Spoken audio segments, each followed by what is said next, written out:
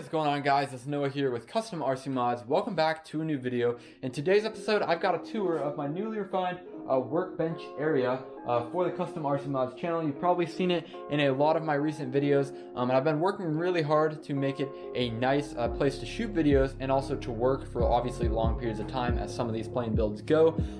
But I just wanted to give you guys a little tour of where we're working, you know, what kind of things I have at my disposal to do videos with. If you guys have any ideas of what we could be doing with the space, please go ahead and let me know down in the comment section below. That'd mean a lot. But basically, I'm just going to run through this area as well first. First off, starting right here, we got a drill press area. Just, you know, it's nice to get those 90-degree straight up and down cuts. So we got the drill press, then we just got this main workbench that has a lot of tools and stuff on it. Bench vise is a big one for like sawing wood and things like that. Over here is where we have to keep a lot of fasteners, nuts, bolts, screws, and nails. Over there, as well as we have a big shop sink for cleaning things, and some paint supplies and other tools over on that big shelving unit. So yeah, that's pretty much it. Obviously, we have the center island here. This is what I used to work off of. You can see there's a bunch of hot glue residue and razor blade marks all over that thing, but I decided to go ahead and bring that back in the central workspace because that's kind of where we dump all the junk and do our projects and things like that. But yeah, let's go ahead and move over to my area now, and we're just going to start on this side right here, and we're going to work our way all the way around over there to the camera. But starting up here, you can see this is where the Simple Store and my former XT Explorer hang. You can see the Explorer is kind of in pieces over there after that last video. But it's nice, you just hang them by the rubber bands. They look nice, they're obviously out of the way, and that's what I've decided to do with those two big planes. Then we got my stack of mini planes. That's 5 planes right there. We got the Walmart Wing down low, the Bloody Wonder, Bloody Baron, the Goblin, and the FT Vector. These are awesome planes that I really enjoy flying. You've obviously seen a lot of them recently in my recent videos. But yeah, we got the plane stand that I featured a few videos ago as well. I'll leave that linked in the description below if you want to check that out, because that's a nice way to store your mini planes. But anyway, moving right along, this is my secondary workbench where I do a lot of kind of the dirty work, like sawing, you know, hammering, stuff like that doesn't really require, you know, like a hot glue gun or anything that would be over, you know, that I want in arm's reach of me. So this would be stuff that I can turn around and cut out a firewall with that saw right there, or, you know, make these specific parts that I do to modify these airplanes. That's what I kind of use this area for. And then we've got this cutting mat right here, which is nice so I don't mess up this surface, which is nice and smooth. But yeah, in terms of my planes up here, we obviously have the FT Mustang, we got the FT Bushwhacker, and we got the FT Arrow right here. The Arrow obviously used to be on the mini plane rack, but as I kept building more of those planes, the Arrow switched to be over here just because obviously it looks better on the wall, and it doesn't have like actual wings and a fuselage, so it didn't quite fit the bill for over here on the rack. I think it looks better on the wall over there. Anyway, down here you can see in this corner I have more like fastener type things, tape, glue, and zip ties, as well as batteries and my camera charging equipment. I don't keep all my camera gear down here, like my drone and other cameras that I have, but my main camera that I use for shooting has its batteries charging down here, as well as my GoPros and my Osmo and my old phone, and, you know, other things that I use to record these videos with, because obviously I don't like to just keep running up and down stairs to, you know, switch out batteries, get SD cards, stuff like that.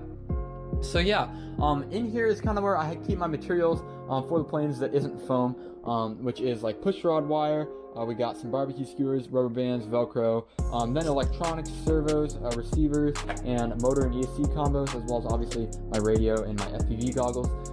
But yeah, that's kind of where I keep my stuff and inventoried all out, ready to use when I need it. And then moving right along, you can see in this cutout here area for the crawl space, I've got my charging setup, and I don't know why my tiny whip's right there, but main charger is my high-tech X1 AC Plus.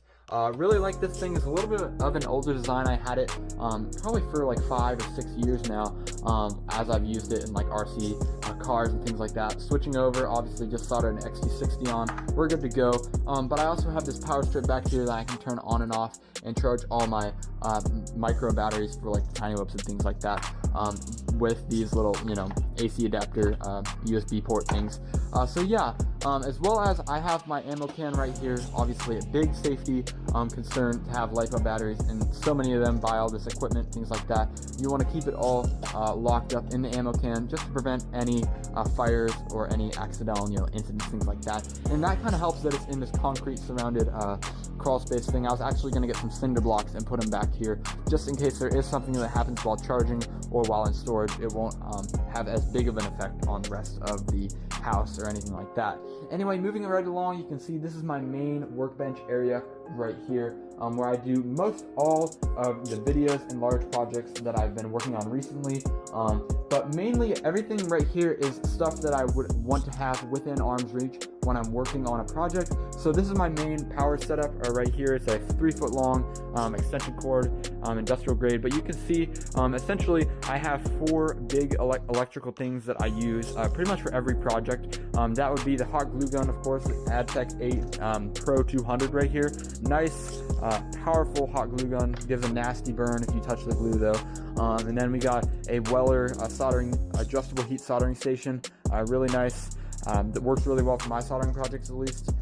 Gets the job done in a great fashion.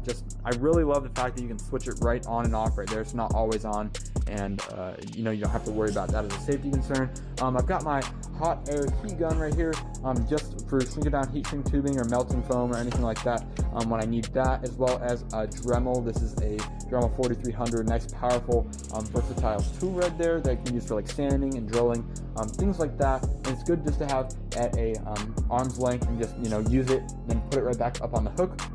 In terms of other tools, of course, we got my knives right here, soldering equipment, screwdrivers, pliers, things like that, all up on this wall, as well as a heat gun and this 90-degree triangle right there, which is super necessary if you're building a lot of these foam board airplanes, especially. And you can see right here is where I keep a lot of the little things like a bind plug, nose weight, servo tester, stuff like that I use pretty much on every plane build that I do. And then right here is just all my little parts, paper clips, servo pieces, Velcro, popsicle sticks, stuff like that. And then we've got my China box, my airplane parts box, and my prop box.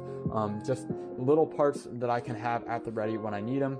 We obviously have Scotch tape as well because that's really important for building these airplanes as well. So yeah, that's pretty much it for all my tools right there. You can also see I got a new surface to build off of, and I've previously been using this white, smooth surface that you can see all of the razor blade marks. And I don't know, I'll show it right here. It actually has all of these marks where I tried to scrape off the hot glue and it just took off that white color with it. So that was unfortunate because then it just looked really bad on camera. And also it was a lot harder to see the little foam components that I was working with when it was white on white. So I didn't really like that that much. But as you can see, I also have my microphone that I just slip up my shirt when I'm recording so I can get good audio, and that goes all the way over my camera over there. Then I got all my foam under here, as well as some other things, Dremel parts, poster board, stuff like that I use when I'm building these planes. In my drawers, we've got more supplies we don't really need to go into just for the sake of time. Right here is my secondary tripod that I put my GoPro on, or other action camera, just to get those time-lapse shots or secondary angles when I'm filming. I also have a tripod over here that I throw my phone on as a secondary angle. You've probably seen that if you watched any of my videos. Anyway, the last thing we need to cover is my camera and lighting situation. This obviously is the base of my YouTube channel. And the main camera I'm using is the Panasonic Lumix G7. This is a 4K mirrorless camera, and I've been shooting in 4K most recently, trying to get those high quality videos out for you guys. We got a Magnus VT 700 tripod right here, fluid head. It's a nice solid option and keeps this camera obviously very stable, and I use it for B-roll shots as well. In terms of my lighting, we're using these like Fight Electric 4-foot basic shop lights, and I've got one in an angle to kind of give you guys the best lighting on my studio here, and then 2 in the back, 1 on each workbench, and that gets this place pretty well lit. And the nice thing about that is that they're low energy, and it's really easy to see everything, especially on camera. But one really important thing to me is the safety of it all, especially with these big power tools that are all sucking a lot of power, as well as getting hot. it's important to be able to have a one switch shut off that shuts everything off. So you can see I shut this off right here. My chargers go dead, everything goes, so I can go up, you know, late at night or whatever when I'm not really thinking, and have that peace of mind that my system right here is all safe, and there's not like I didn't leave my hot glue gun on or my soldering iron on or anything that's gonna keep, you know, me awake at night thinking that I might burn the house down or whatever. Anyway, that's it for my tour here. One last thing that's really important, you can see I have my trash can that I keep on the end right here just to throw my foam scraps in. But yeah, I hope you guys found this video enjoyable, useful, I don't know exactly, entertainment, yeah? I don't know. Either way, thank you guys so much for watching and all the support you guys show me. We're almost at 300 subscribers. It'd mean a lot if we get there. You guys would share this video with your friends, share some of my projects with your friends and family, especially during this time. I'm cranking out the content, hopefully entertaining, educating you guys with my knowledge and what I know. Anyway, thanks for watching, and I'll catch you guys in the next video.